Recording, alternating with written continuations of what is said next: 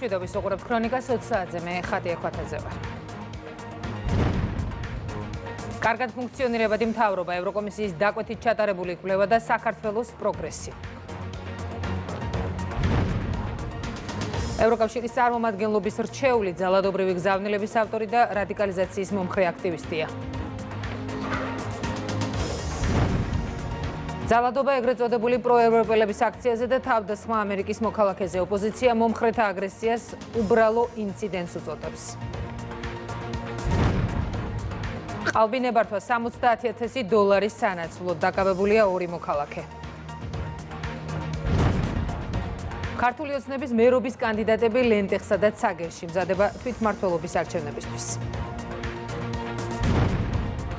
ანგარა თბილისი ანკარა რეის დაბალბიუჯეტური ავიაკომპანია კვირაში 4 ჯერ შეასრულებს.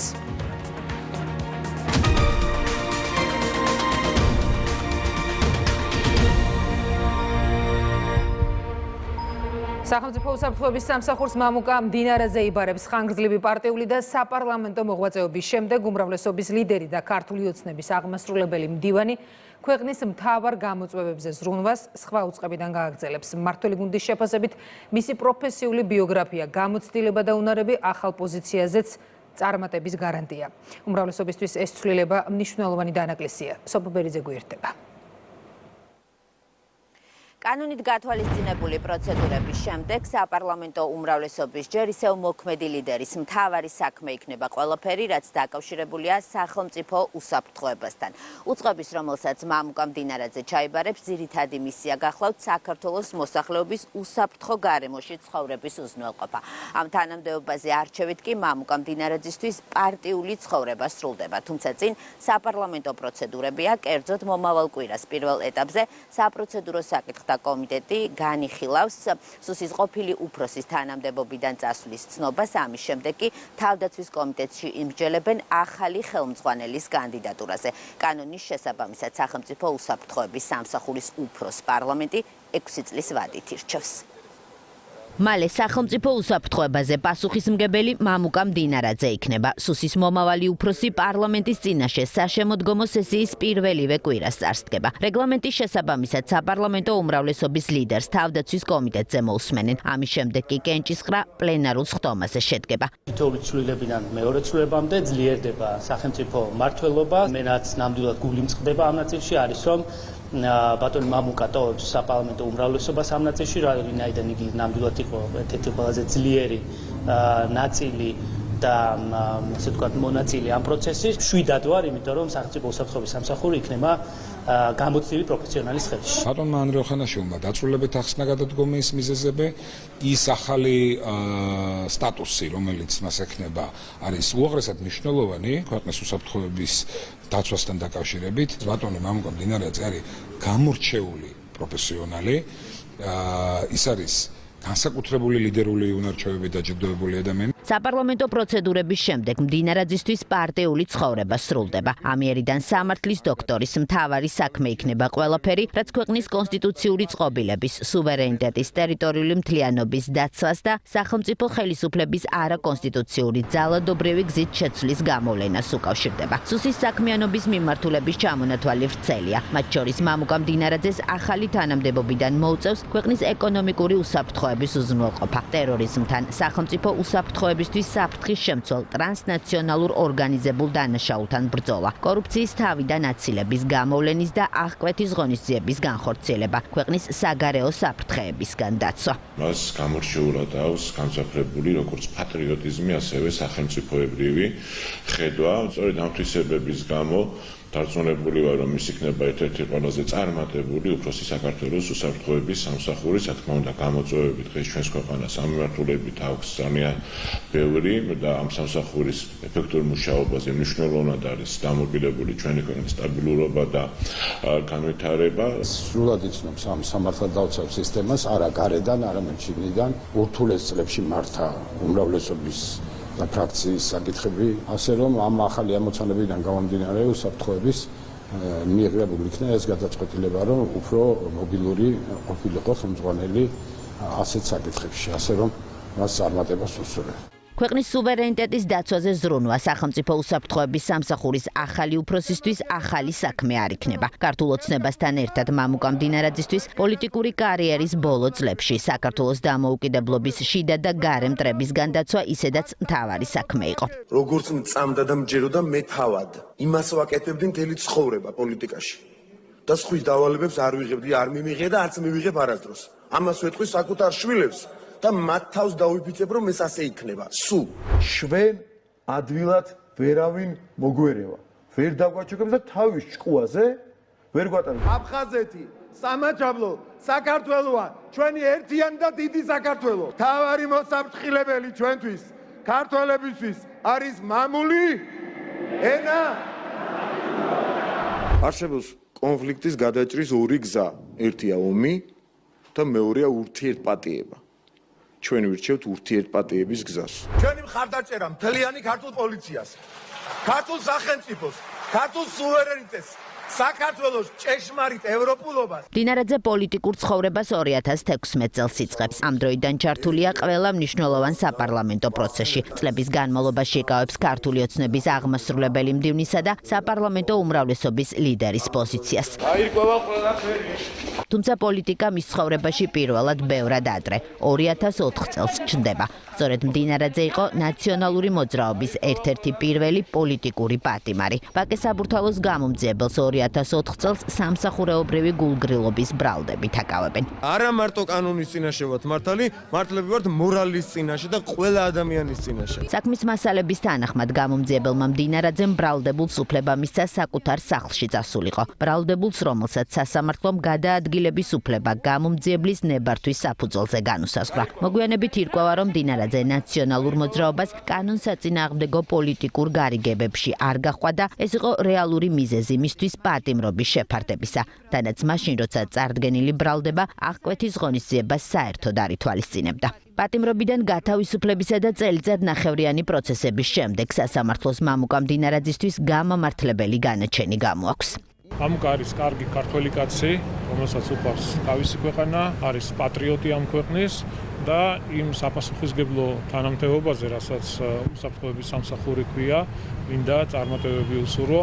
სახელმწიფო უსაფრთხოების სამსახურის უფროსის თანამდებობაზე საქართველოს პრემიერ-მინისტრმა მამუკა მდინარაძე 2 დღის წინ მას შემდეგ დაასახელა, რაც ცნობილი გახდა, რომ ყოფილმა უფროსმა თანამდებობა დატოვა. ანრი ოხანაშვილი ამიერიდან უსაფრთხოების საკითხებში პრემიერ-მინისტრის მრჩეველი იქნება.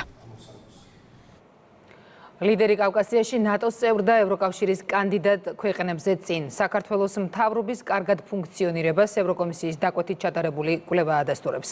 ანგარიში ავტორიტეტულ საერთაშორისო ორგანიზაციათა მონაცემებს ეფუძნება.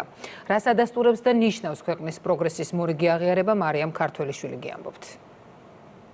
საქართველოს ანგარიშზე კიდევ ერთი დაწინაურება. ევროკომისიის დაკვეთით ჩატარებულ კვლევაში კარგად ფუნქციონირებად მთავრობებს შორის ჩვენი ქვეყანა 40 საუკეთესოს შორის დაასახელდა.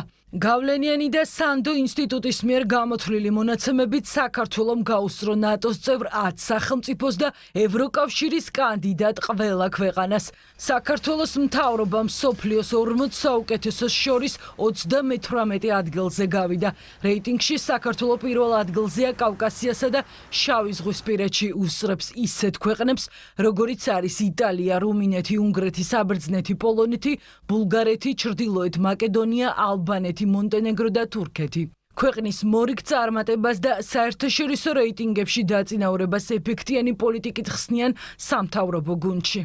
საქართველო უსწრებს ევროკავშირისა და ნატოს წევრ 10 სახელმწიფოს და ყველა კანდიდატ ქვეყანას, ევროკავშირის ყველა კანდიდატ ქვეყანას მშვიდობაზე, ეკონომიკურ განვითარებაზე ორიენტირებული პოლიტიკა თავის შედეგებს გვაძლევს და საქართველო არის მოწინავე ამ თვალსაზრისით. ანგარიში, რომელიც მსოფლიოს ყველაზე სანდო ორგანიზაციების მონაცემებს ეყრდნობა, ოპოზიციისთვის სანდო არ არის, მათთვის ქვეყნის პოზიტიური მაჩვენებელი შეფასების თემა ვერც დღეს გახდა.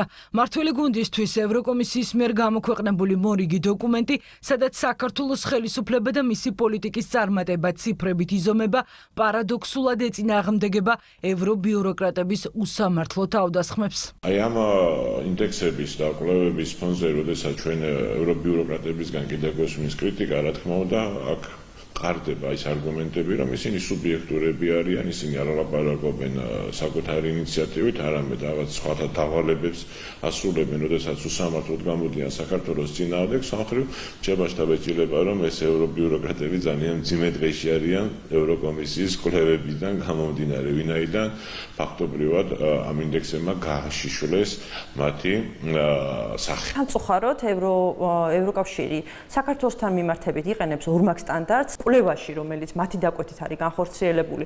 საქართველო არის ლიდერი, ხოლო მეორე კუთხით გარკვეულ პოლიტიკური შანტაჟის მეთოდებს იყენებს სამწუხაროდ კიდევ საქართველოს წინააღმდეგ, რაც ასე ვთქვათ, არასტაბილურ სიტუაციას ქმნის თვითონ ევროკავშირის შეფასებებისადმი. ევროკომისიის მიერ გამოქვეყნებული კვლევა ევროპელი პოლიტიკოსებისა და მათი მეგობარი ქართული ოპოზიციის შექმნილ ილუზიას ანგრევს და რეალობას აჩვენებს. რეალობა, რომელიც მართველი გუნდისთვის გამართულ სახელმწიფო ინსტიტუტების ფუნქციონირებაზე, სანდოს სასამართლო სისტემასა და ხალხზე ზრუნვის პოლიტიკაზე გადის. მაშინ, როდესაც საქართველო ნამდვილ რეალურ ქვეყანას და რეალურ საქართველოს აშენებს, ამის პარალელურად ჩვენ გვაქვს ხოლმე ის წარმოსახვითი სახელმწიფო, რომელსაც ასე ცდილობენ, რომ წარმოაჩინონ ჩვენი ოპონენტები. სინამდვილეში რაც ხდება ქვეყანაში არის ის, რომ ვითარდება სახელმწიფო. ეს არის სწორედ ის დაპირება, რასაც ჩვენ მათ შორის გვაძლევთ ჩვენს მოსახლეობას, რომ საქართველოს ხელისუფლება მაქსიმალურად იზრუნებს სახელმწიფო ინსტიტუტების განვითარებაზე. იმიტომ, რომ ეს თავისთავად ეს არის კარგი საქართველოს მოსახლეობისთვის. რაც არის კარგი საქართველოს მოსახლეობისთვის, ჩვენთვის აუცილებლად იქნება პრიორიტეტი. როდესაც არის სამართლიანი დამოკიდებულება და სამართლიანი შეფასება, რა თქმა უნდა, ყველაფერი არის ხელის გულზე.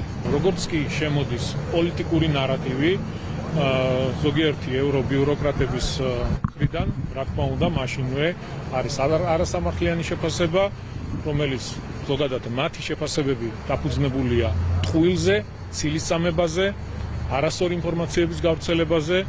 აი ეს არის სამწუხარო რეალობა, ორმაგი სტანდარტი. საქართველოს მთავრობის წარმატებული მუშაობის შედეგებს აუმჯობესებს ევროპის უკანასკნელ ხუთეულში კი ბელარუსი, რუსეთი, ბოსნია, უკრაინა და მოლდოვა არის გამწესებული. რეიტინგით ევროპაში ფინეთი, დანია, შვეიცარია, ნორვეგია და შვედეთი ლიდერობს.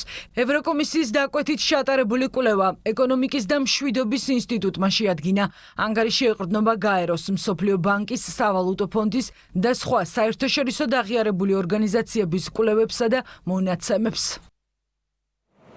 ვინ უყვება საზოგადოებას საქართველოს უწყვეტი ევროპული ტრადიციის შესახებ. ევროკავშირის წარმომადგენლობამ საქართველოში მორიგი უცნაური არჩევანი გააკეთა, რასაც არც განმარტავს. მათი რჩეული ამჯერად ძალადობრივი გზავნილების ავტორი და რადიკალიზაციის მომხრე აქტივისტია. ვინ არის ბექა კობახიძე და რას ნიშნავს მასთან თანამშრომლობა? მეგინ არსავიძე გვერდდება შეფასებებით. ბექა კობახიძე ზუსტად იმეორებს ყველა იმ ანტიქართულ გზავნილს, რომელიც საზოგადოებას რადიკალური ოპოზიციის მხრიდან ესმის. მისი რიტორიკა წინააღმდეგობაშია ევროპულ ღირებულებებთან. მისთვის მიუღებელია გამჭვირვალობის უზრუნველყოფა. არ აღიარებს იმ არჩევნების შედეგებს, რომელიც აღიარა ეუთო ოდირმა და მწვავედ აკრიტიკებს საპატრიარქოს. ამ ყველაფრის მიუხედავად, ბექა კობახიძემ მაინც დააკმაყოფილა ევროკავშირის კრიტერიუმები და ვიდეორგოლის სპიკერი გახდა. რა კრიტერიუმით არჩია ევროკავშირის წარმომადგენლობამ რადიკალების წარმომადგენელი სპიკერად, ეს კითხვა საელჩომ უპასუხოდ დატოვა. რადიკალების აქციების ერთ-ერთი სახე ევროკავშირის წარმომადგენლობის ვიდეორგოლების სახედ იქცა. ბექა კობახიძე ევროკავშირის საელჩოს მიერ გავრცელებულ ვიდეოში საუბრობს ევროპულ განათლებაზე პირველ რესპუბლიკაში. ამის პარალელურად კი აქტივისტი სწორედ არაევროპული გზავნილებითა და ქმედებებით გამოირჩევა. რადიკალური მოწოდებები, საპატრიარქოს შეურაცხყოფა და არჩევნების შედეგების არაღიარება. სწორედ ამ მეთოდებით დაიმსახურა საპატიო ადგილი დესტრუქციული აქტივისტების რიგებში. ბექა კობახიძე ღიად გამოხატავს სიმპათიას მიხეილ სააკაშვილის რეჟიმის მიმართ და წინა ხელისუფლების უმძიმესი დანაშაულების გამართლებასაც ცდილობს. სააკაშვილი იყო მოდერნიზატორი, ვესტერნიზატორი, მისიის განცდით გამსჭვალული პოლიტიკოსი და ეფექტური სახელმწიფო აპარატის შემქმნელი. სახელმწიფო ოცნებამ მიიტაცა, ეკლესია შიო ჯაღმაიძის პრორუსულმა ჯგუფმა. ყველაფერი ამის გათვალისწინებით დღეს აქციის მონაწილეთა ნებისმიერი მოქმედება და გადაწყვეტილება ლეგიტიმურია, რაც უფრო შორს წავა ბრძოლა ქვეყნისთვის უკეთესი. ბექა კობახიძე იმ პოლიტიკური ძალის მოწონებას იმსახურებს, რომელიც მასთან იდეოლოგიურად ყველაზე ახლოს დგას. ეს ნაციონალური მოძრაობაა. მათ შორის რა თქმა უნდა, ალბათ რის გამოც მიიღებდნენ ამ გადაწყვეტილებას იყო მისი პროფესიული რეპუტაცია. ბექა კობახიძის მსგავსი ადამიანების მხარდაჭერა და დაფინანსება, რომ პირველ რიგში ევროკავშირის იმიჯს აზიანებს. ამაზე სახელმწიფო გუნდში საუბრობენ. აქვე აცხადებენ, რომ რადიკალი აქტივისტის სპიკერად მიწვევა დესტრუქციული პროცესების წახალისება და სამწუხაროა, რომ ასეთ ნაბიჯებს ევროკავშირი დგამს. პირდაპირ ჩართულები არიან იმაში, რომ ქვეყანაში სახელმწიფო გადატრიალება მომხდარიყო, როდესაც შემოიყვანენ ტრენინგებზე, რომ დაყავდათ ხალხი და შეფუთული ჰქონდათ ეს როგორც მძიმესენით დაავადებული ბავშვების მშობლების დატრენინგება. ხო გახსოვთ ეს ყველაფერი რეალურად საუბარი მიდიოდა რევოლუციაზე, სახელმწიფო გადატრიალებაზე. სამწუხაროა, რომ ეს დაფინანსებები მოდის ევროპული ქვეყნებიდან, ევროპული ორგანიზაციებიდან. გაუგებარია ხშირად რა გაუჭირდათ ხოლმე, რა უჭირს ხოლმე ასეთი ევროკავშირის დელეგაციას, რომ მაინც და მაინც რადიკალიზმით ცნობილი სახეებმა უნდა ილაპარაკონ დემოკრატიის საფუძვლებზე, პირველ რესპუბლიკაზე და ასე შემდეგ. სხვა ლოგიკური ახსნა არ არის, გარდა იმისა, რომ ეს ადამიანი და ის სახე და იდეოლოგია, რაც ეს წარმოადგენს, არის მათთვის როგორც ჩანს მისაღები და ნორმალური. კაცი ამართლებს წინა ხელისუფლების ქმედებებს, რომ ვესტერნიზაციისთვის ეს გასაკეთებელი იყო და ამას აფინანსებს ამ პროპაგანდას ასეც ევროკავშირი. აი ეს არის თავარი უბედურება. ამაზე კარგ არგუმენტებს რატომ არის არაკონსტიტუციური ნაციონალური მოძრაობა, ეს კაცი რასაც ამბობს, იმაზე უკეთეს ვერც მოიფიქრება. ესე იგი, კაცი ამბობს, რომ ევროპული კონვენცია ადამიანის უფლებათა დაცვისა შეგიძლია წყალში მოისროლო. აღარაფერს ვლაპარაკობ, ისინი ხო საქართველოს კონსტიტუციას და მის მეორე თავს არავინ არ აცნობს. ესენი ყველაფერი შეგიძლია გადაყარო, თუ არის ნათელი იდეა იმისა, რომ უნდა მოხდეს საქართველოს ვესტერნიზაცია და ადამიანების შეცვლა. რა კრიტერიუმებით იხელმძღვანელეს, როცა ბექა კობახიძე სპიკერად აირჩიეს, ამაზე დიპლომატიური წარმომადგენლობის პასუხი არ გვაქვს, რადგან ქრონიკის კითხვა ევროკავშირის საელჩომ უპასუხოდ დატოვა. რასაც ოპოზიციის მიერ უბრალო ინციდენტად შეფასებული აგრესია. ძალადობა ეგრეთ წოდებული პროევროპელების აქციაზე მოხდა, თავს ამერიკის მოქალაქეს დაესხდნენ, რადგან როგორც აღმოჩნდა ის რუსეთის წარმომადგენელი ეგონათ. მმართველი გუნდი აღნიშნავს, რომ არც აეროვნებას აქვს მნიშვნელობა და არც სხვა იდენტობას ძალადობა დაუშვებელია. ანუკი ჩხიკვაძე გვერდება. ბრძოლა ფაშისტური მეთოდებით რადიკალური ჯგუფების მხრიდან გრძელდება და ამჯერად ამ ჯგუფების სამიზნეში აღმოჩნდა ამერიკის მოქალაქე, რომელიც სრულიად შემთხვევით იმყოფებოდა რუსთაველის გამზირზე. ჩვენ მივწერეთ კითხვით საელჩოს, ამერიკის საელჩოს, ექნებათ თუ არა მათ რეაგირება ამ ინციდენტთან დაკავშირებით, ან გაავრცელებენ თუ არა მიმართვას აქციის მონაწილეებსა და ორგანიზატორების მიმართ, ანუ ოპოზიციის მიმართ, თუმცა ტრადიციულად დიპლომატიურმა უწყებამ კითხვებს პასუხი არ გასცა. რადიკალებისთვის სტუმარ მასპინძლობა ასე გამოიხატება. რუსთაველის გამზირზე შეკრებილთა ხედვებსა და მიზნებს ეს ვიდეო ერთ-ერთში ასახავს. ძალადობრივი იდეით გაერთიანებულთა ობიექტივში ამჯერად ამერიკის მოქალაქე აღმოჩნდა, რომელიც აქციის მონაწილეებმა რატომღაც რუსეთის მოქალაქედ აღიქვეს და ტრადიციულად მასთან ურთიერთობის ფორმად ძალადობა აირჩიეს. ადგილზე ვითარება მას შემდეგ განიმუხტა, რაც პროცესში ტერიტორიაზე მყოფი საპოლიციო ძალა ჩაერია. ქრონიკა დაუკავშირდა ამერიკის მოქალაქეს, თუმცა მან კამერებთან საუბარი არ ისურვა.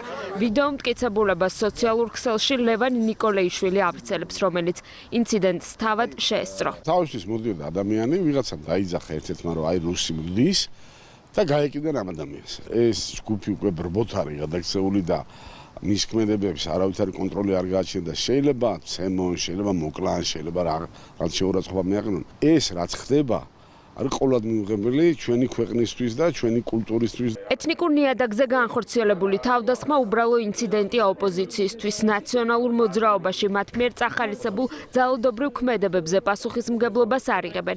მეტიც, მათთვის ასეთი შემთხვევები ნებისმიერი პროტესტის თამდევი პროცესია. არც ერთი დანაშაული არ მოხდარა ამ ეთნიკურ ნიადაგზე, ეს არის რა თქმა უნდა სრული манипуляცია და ტყუილი. რაც შეეხება კონკრეტულ შემთხვევას, ამ კონკრეტულ შემთხვევაში რა მოხდა, ამაზე პასუხს გავცემენ მათ შორის ამ შემთხვევაში მონაწილე პირები.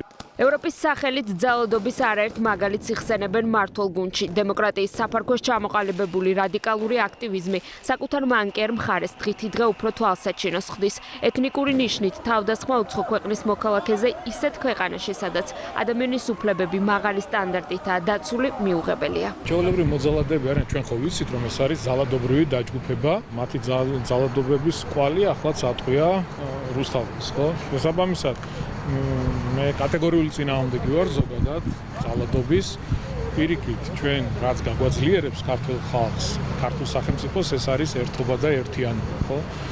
შეიძლება ყველა ერთნაირ მოსაზრებაზე ვერ ვიყოთ, კონდეს განსხვავებული პოლიტიკური შეხედულებები, მაგრამ ურთიერთპატივისცემა კონდეს ერთმანეთის მიმართ, განსხვავებული აზრის მიმართ. სამწუხაროა, მაგრამ კარგია, რომ ეს ეგრეთ წოდებული აქტივიზმი ნენელა აშკარავებს თავის თავს და რეალურად ეს არის არა აქტივიზმი, არამედ სიძულვილის ენის და შოვინიზმის სახე. მაშინ, როდესაც საქართველოს ხელისუფლება ყველა ჩვენგანი ვცდილობთ, რომ საზოგადოებრივი წესრიგი იყოს დაცული, საზოგადოებრივი მშვიდობა იყოს დაცული, ამის საპირისპიროდ ჩვენ ვიღებთ დღენიადად მცდელობას, რომ სოციალური შუღლი, სოციალურ ნიადაგზე, საზოგადოებრივ ნიადაგზე იყოს შუღლი გაღვივებული და ამან მოიტანოს საზოგადოებრივი ნეგატიური საზოგადოებრივი პროცესები. კარგად გამოჩნდა ის სიბნელე, რომელიც რადიკალურ ოპოზიციაში არსებობს და ეს ადამიანები მერე გველაპარაკებიან ევროკავშირი და ევროპული ღირებულებები, როდესაც მათ არაფერი საერთო ევროპულ ღირებულებებთან არ გააჩნიათ. დანიშნულება აქვს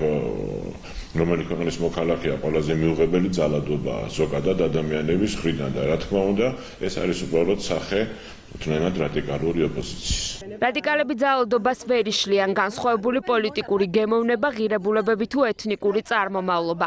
რადიკალური ჯგუფები ებრძვიან ყველაფერს, რაც მათ პოლიტიკურ დღის წესრიგში არ ჯდება. საარჩევნო კამპანია აქტიურ ფაზაში შედის. ქართული ოცნების თბილისის მერობის კანდიდატი რაიონების პარტიულ წარმომადგენლებს შეხვდა. მარიამ ქართველიშვილია პირდაპირ ეთერში. თბილისს სჭირდება დაწყებული რეფორმების ბოლომდე მიყვანა და ახალი პროექტების განხორციელება. ჩვენ მზად ვართ. ამ სიტყვების ავტორია კახა კალაძე. წინასაარჩევნო კამპანიის აქტიურ ფაზაში შესვლის შემდეგ ქართული ოცნების თბილისის მერობის კანდიდატი პარტიული ორგანიზაციების წევრებს შეხვდა საბურთალო, ვაკე, სამგორი, გრწანისი და მთაწმინდა. შეხვედრების დროს კახა კალაძემ ყურადღება გაამახვილა სამომავლო გეგმებზე და იმაზე თუ რა ნაბიჯები უნდა გადაიდგას. ითქვა ისიც, რომ ქართული ოცნება არის ის გუნდი, რომელსაც რეალურად შეუძლია გაუმკლავდეს პრობლემებს. თბილისში ჩატარებული მასშტაბური სამუშაოსა და უკეთესობისკენ შეცვლილი ქალაქის ფონზე კალაძე ამბობს, რომ გამოწვევები რჩება და მათთან გამკლავებისთვის მზად არის. ჩვენ დიდი ხანია დაწყებული გვაქვს მზადება არჩევნებისთვის. 4 ოქტომბერი არის ძალიან მნიშვნელოვანი თარიღი. ჩვენ გვაქვს უდიდესი შესაძლებლობა, რომ ყველა მუნიციპალიტეტში, როგორც საკრებულოების, ასევე მერების მიმართულებით მივახციოთ წარმატებას. ბოლო წლების განმავლობაში ბევრი კარგი საქმე გაკეთდა. მე თბილისზე შემიძლია ვისაუბრო და ჩამოვთვალო პროექტები, რომელიც ძალიან ბევრია. თუმცა უამრავი გამოწვევა და პრობლემები რჩება დედაქალაქში და ჩვენ ვართ ის გუნდი, ვისაც რეალურად შეუძლია ღირსეულად უპასუხოთ მომდევნო წლების განმავლობაში არსებულ პრობლემებსა და გამოწვევებს. დაწყებულია საკმაოდ ინტენსიური საარჩევნო კამპანია დედაქალაქში. მოქმედი მერი და კანდიდატი ჩვენი კახა კალაძე შეხვდება ყველა რაიონის შტაბებს თბილისში, გაშლილია ველზე მუშაობა და მნიშვნელოვანია ისე, რომ ჩვენი აქტიურად ვაწარმოებთ შეხვედრას მოქალაქეებთან, ჩვენ ამომრჩეველთან და დარწმუნებული ვართ, რომ ამ არჩევნებს ძალიან დამაჯერებლად გაიმარჯვებს როგორც პარტია ქართული ოცნება, ისევე დედაქალაქის მერი და ასევე თითოეული კანდიდატი, რომელიც წარმოდგენილია ჩვენთან ქალაქში. თითოეულ ჩვენთაგანი ხედავთ, რომ როგორი იყო 8 წლის წინანდელი თბილისი და როგორია დღეს. თვითონ დარწმუნებულები ვართ იმაში, რომ მოქალაქეების ხარდაჭერა კიდევ უფრო გაიზრდება ჩვენს მიმართ. წინასაარჩევნო კამპანიის ფარგლებში პარტიულ ოფისებში გამართულ შეხვედრებს თბილისის საკრებულოში ქართული ოცნების მაჟორიტარობის კანდიდატები დაესწრნენ. ქართული ოცნების გუნდის წევრები გამარჯვებას აანონსებენ. ამბიციურ განაცხადს კი მასშტაბური პროექტები და ამორჩევლის ნდობა უმაგრებთ ზურგს.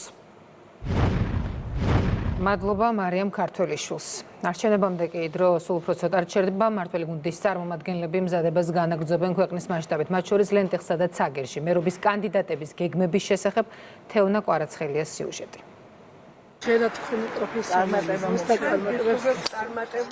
ქართული ოცნების ცაგერის მერობის კანდიდატის ჭაბუკ ჭაბუკიანისთვის მოსახლეობასთან ურთიერთობა ყოველდღიურობის ნაწილია. ჯერ კიდევ საკრებულოს მოქმედ თავმჯდომარის ადგილობრივთა ინტერესების გათვალისწინებით არაერთი პროექტი და პროგრამა დაუმტკიცებია. ჩვენ გუნდთან ერთად განვახორციელეთ ძალიან ბევრი კარგი პროექტები.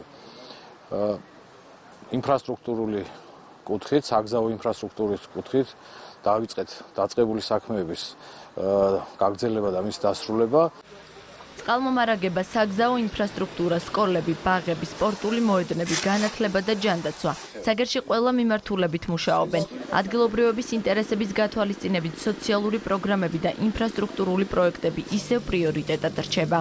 გუნდთან ერთად განვახორციელეთ საგზაო ინფრასტრუქტურის მრავალი პროექტი, ასევე წყალმომარაგების, სპორტული მოედნების, აშენდა 50 ბავშვზე გათვლილი საბავშვო ბაღი, ეხლაც მიმდინარეობს ქალაქ ცაგერის და სოფელი ბარნალის საჯარო სკოლების სრული რეაბილიტაცია. პროფესიით ისტორიკოსი ჭაბუკ ჭაბუკიანი ლეჩხუმში დაიბადა და გაიზარდა. შესაბამისად, ადგილობრივთა საჭიროებები მისთვის კარგად ნაცნობია. ამდენ ხნის მანძილზე საკრებულოს თავმჯდომარე იყო და ბევრს აკეთებდა და იმედია, რომ კიდევ მეც გაგვიკეთებს და მე პირადად დიდი იმედი მაქვს მისი წინაშე. წარმატებებს ვუსურვებ და მე ნაყოფიერ შრომას მომდევნოში, როცა მოვა ჩვენი გახდება და ჯერა რომ რაიონისთვის ძალიან კარგი იქნება. მაღალმთიან მუნიციპალიტეტში მთავარი პრობლემა ახალგაზრდების მიგრაცია და მიზანი მათი დაბრუნება და დასაქმება. პრიორიტეტია ჯანსაღი ცხოვრების წესის პოპულარიზაცია, სწორედ ამიტომ ცაგერის ცენტრში ცენტრალური სტადიონის რეაბილიტაცია მიმდინარეობს. შენდება 300 მაყურებელზე გათვლილი ტრიბუნა, გასახდელებით, საშხაპეებით, ვიპლოჟით, რომელიც მოემსახურება სპორტულ აქტივობებს. მომავალშიც გავაგრძელებთ ჩვენ სპორტული კუთხით სხვადასხვა მიმართულებით ინფრასტრუქტურულ მშენებლობებს. ეს დაბა ლენტეხში ხერგიანის ქუჩაა, სადაც წყალმომარაგების მასშტაბური სამუშაო მიმდინარეობს. უახლოეს პერიოდში ლენტეხის მოსახლეობას 24 საათიანი უწყვეტი წყალმომარაგება ექნება. ლენტეხის მერობის კანდიდატი და ჯერ კიდევ საკრებულოს მოქმედი თავმჯდომარე ამბობს, რომ მოსახლეობის მოთხოვნა დაკმაყოფილდა და მთავარი გამოწვევა დაძლეულია. მოქალაქეები წლების განმავლობაში ითხოვდნენ აღლისნული პრობლემის მოგვარებას. დღეს მდგომარეობით პროექტი ფაქტობრივად მოიცავს სრულად დაბას და მის მიმდებარე ტერიტორიას. წყლის სისტემის სათავე ნაგებობები სრულად რეაბილიტირდება, ასევე მოეწყობა ქსელი. მოსახლეობისთვის კიდევ ერთი დაპირება დაბა ლენტეხში ჯოკია მეშველიანის სახელობის სკვერის მოწყობა იყო. სამუშაო აქტიურად მიმდინარეობს. ლენტეხში მიმდინარეობს საგზაო ინფრასტრუქტურის მოწყობაც. მიმდინარეობს დაბა ლენტეხში სკვერის მოწყობა, სადაც მოეწყობა ბავშვთა გასართობის სივრცეები, სპორტული სივრცე, სკვერები, დასასვენებელი ადგილები. ამ პროექტებთან ერთად ძალიან ბევრი მნიშვნელოვანი პროექტი განხორციელდა მუნიციპალიტეტში. მოსახლეობის ინტერესების გათვალისწინება და დაპირებების შესრულება ის მთავარი თვისებებია, რასაც ადგილობრივები გიორგი გაზელიანზე საუბრისას აღნიშნავენ. მათ ჯერათ, რომ მმართველი გუნდის მერობის კანდიდატი ადგილობრივი თვითმმართველობის არჩევნებში უპირობოდ გაიმარჯვებს. საკრებულოს საუკეთესო ხელმძღვანელი იყო და ველოდებით, რომ კიდევ უკეთესი ხელმძღვანელი იქნება. ყველა საჭიროებას ითვალისწინებდა. დიდი მოლოდინი გვაქვს, რომ მის მერობის პერიოდში იქნება ძალიან კარგი პროექტები შესრულება და არიცი, ყველაფერს კარგს ველოდებით მისგან. საერთო გამოწვევებით და მიზნებით ცაგერისა და ლენტეხის მერობის კანდიდატებმა წინა საარჩევნო კამპანიის ფარგლებში მხარდამჭერებთან აქტიური შეხვედრები რამდენიმე დღეა უკვე დაიწყეს. $70,000 ყალბი ნებართვის სანაცვლოდ. დაკავებულია 2 მოქალაქე. ბრალდებულებს 6-დან 9 წლამდე პატიმრობა ემუქრებათ. მარიამ მელაშვილი დეტალებით. ფინანსური სარგებლის მიღება და წინასწარი შეთანხმებით დიდი ოდენობით სხვისი ქონების მოტყუებით დაუფლება. ფინანსთა სამინისტროს საგამოძიებო სამსახურის თანამშრომლებმა გენერალურ პროკურატურასთან კოორდინაციით 2 მოქალაქე დააკავეს.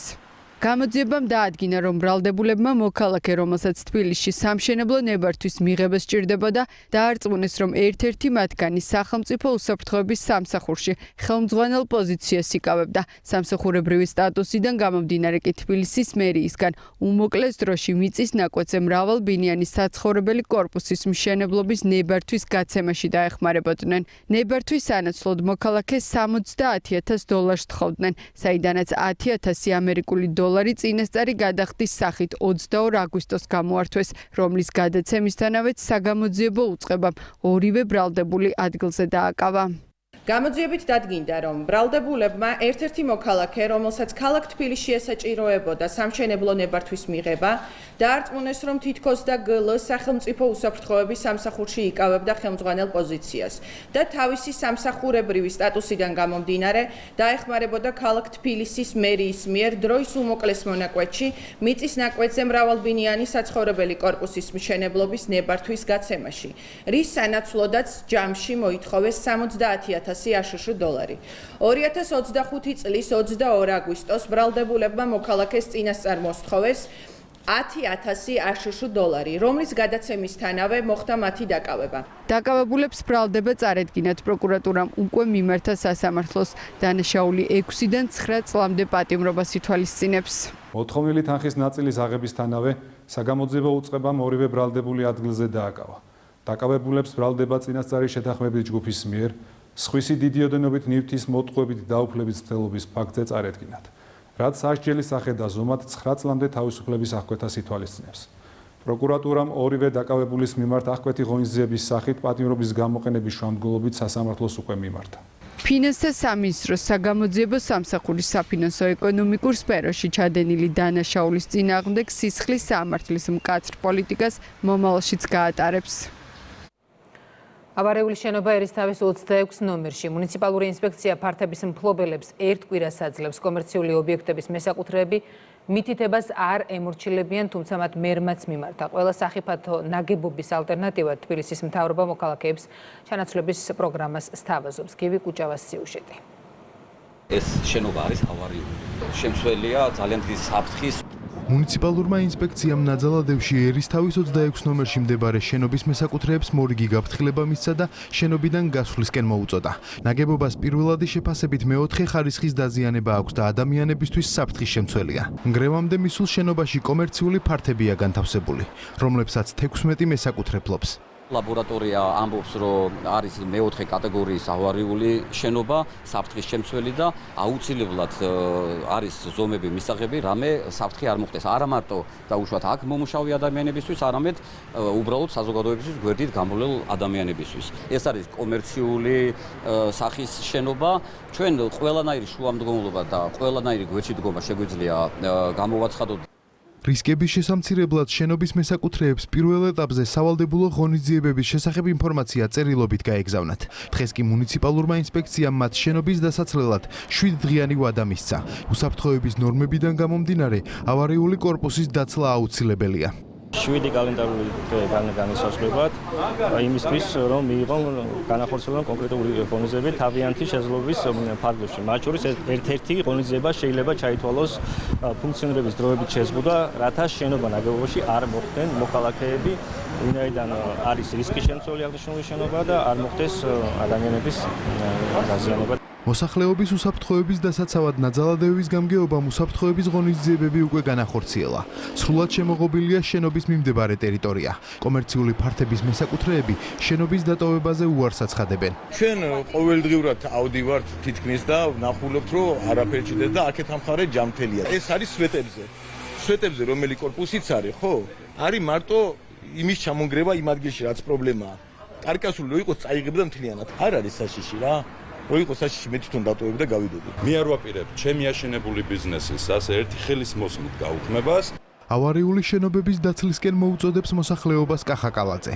ამბობს, რომ რისკი დიდია, ამიტომ მნიშვნელოვანია მოქალაქეები მერიის რეკომენდაციებს დაემორჩილონ, რათა შემდგომი გართულებები თავიდან აიცილონ.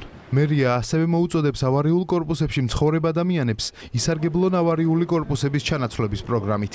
მუნიციპალიტეტი მეგობრებო, ყველანაირად ხელშეგიწყობთ, ყველანაირად დაგეხმარებით, რომ ამ ავარიული საცხოვრებელი კორპუსების ნაცვლად მოხდეს ახალი თანამედროვე ტიპის საცხოვრებელი კორპუსების აშენება და თქვენ გადმოგეცემათ უკვე გარემონტებული ბინები. ასეთ საცხოვრებელ კორპუსებში არათუ ცხოვრება გავლაც კი შეიძლება ძალიან დიდ საფრთხეს წარმოადგენდეს.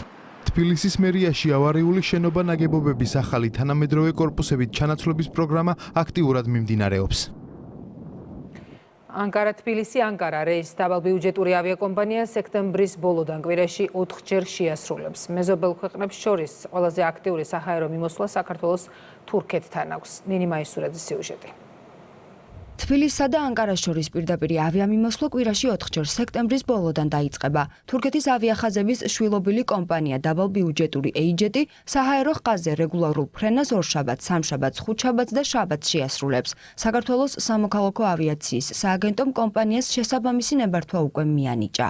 აღნიშნული მიმართულების დამატება გახლავთ მნიშვნელოვანი ასევე იმ კუთხით, რომ დაკავშირებადობა და გაიზრდება ორი ქვეყნის დედაქალაქებს შორის. საქართველოს სამოქალაქო ავიაციის სააგენტომ ავიაკომპანიას ფრენის შესრულების ნებართვა დღეს მიანიჭა. მეზობელ ქვეყნებს შორის ყველაზე აქტიური საჰაერო მიმოსვლა საქართველოს სწორედ თურქეთთან აქვს.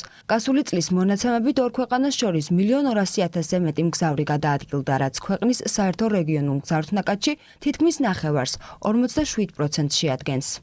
თურქეთი, როგორც მოგეხსენებათ, საქართველოს ერთ-ერთი უმნიშვნელოვანესი სავაჭრო და ეკონომიკური პარტნიორია, შესაბამისად პირდაპირი რეისები, რა თქმა უნდა, ხელშეუწყობს როგორც ბიზნესის, ეკონომიკის, ასევე ტურიზმის განვითარებას. ახალი ავიამიმართულებების გაჩენის ბოლოდროინდელი ტენდენცია უკვე მნიშვნელოვნად დაისახა ქვეყნის ეკონომიკაზე. 7 თვეში საქართველოს აეროპორტები 4.600.000-ზე მეტ მგზავრს მოემსახურა, რაც წინა წლის ანალოგიურ პერიოდს 13%-ით აღემატება. ქვეყნის მთავარ საჰაერო პარტნიორთან პირდაპირი ფრენის დანიშვნა კი ადგილობრივი ბიზნესისთვის ტურისტულად არასეზონურ პერიოდსაც გააქტიურებს. სასტუმრო ბიზნესს დაეხმარება დატვირთულობა რომ გაზარდოს როგორც სეზონზე, ასევე არასეზონის პერიოდზე, რაც ძალიან მნიშვნელოვანი და სასარგებლო არის განთავსების ობიექტებისთვის. ის სავარაუდოდ გამოიწვევს არა მხოლოდ დასვენებით ჩამოსულ ტურისტს, არამედ ძალიან ინტენსიურად დააკავშირებს ქვეყანას ბიზნეს მოგზაურის კუთხით. ანკარასთან პირდაპირი ავიამიმოსვლის შესახებ მიღებული გადაწყვეტილება კიდევ უფრო დააჩქარა აგვისტოს დასაწყისში საქართველოს პრეზიდენტის თურქ კოლეგასთან ოფიციალურმა ვიზიტმა, სადაც ორ ქვეყანას შორის პოლიტიკური, ეკონომიკური და რეგიონული თანამშრომლობის გაღრმავებაზე იმსჯელეს.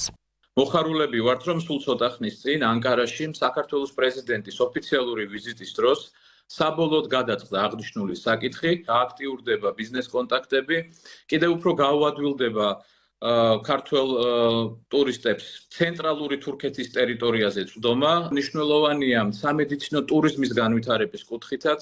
საქართველოს ავიამიმოსვლის გაძლიერება ქვეყნის საერთაშორისო ხელმისაწვდომობა და ტურიზმის განვითარებით ეკონომიკის გაძლიერება მთავრობის პრიორიტეტია. სასურველი ხელობის შესწავლის მსურველებისათვის რეგისტრაცია ორშაბათს იწყება. პროფსასწავლებლებით დაინტერესება საკმაოდ დიდია. ვაკო მეზურნიშვილი გიამბობთ. პროფესიულ საგანმანათლებლო პროგრამებზე რეგისტრაცია 1 სექტემბრიდან იწყება და 25 დღის განმავლობაში გაგრძელდება. წელს გაიზარდა ინტეგრირებული პროგრამების რაოდენობა, რაც საბაზო განათლების მქონე პირებს საშუალებას აძლევს პროფესიული განათლების პარალელურად ზოგადი განათლებაც მიიღონ. 2024 წლის მაჩვენებლით ჩვენ მქონდა 79%-იანი დასაქმება იმ ადამიანების, ვინც წარმატებით დაასრულა პროფესიული საგანმანათლებლო პროგრამები. ჩვენ ვთავაზობთ ნებისმიერ დაინტერესებულ პირს საკმაოდ ფართე სპექტრს არჩევანს იმ პროფესიების, რომელთა სასწავლო პროცესში ჩართულობა უზრუნველყოფს გარანტირებულად მათ პროფესიულ დახვეწას, ცოდნის გაღრმავებას და დიდი ალბათობა იმისა, რომ ისინი დასაქმდნენ. წელს ჩვენ რამდენიმე ათეულ სკოლას ვამატებთ ქვეყნის მასშტაბით, რაც ახალგაზრდებს მისცემს შესაძლებლობას, რომ ფუნდამენტურად დაეუფლონ კონკრეტულ პროფესიებს. ნებისმიერი კერძის გაკეთება შემიძლია, მთავარია მენიუ გავიცნო. 19 წლის ვანო ყორღანაშვილი შეფობისთვის ემზადება. 2 წლის წინ პროფესიულ სასწავლებელში კულინარიულ ფაკულტეტზე სწავლა გადაწყვიტა.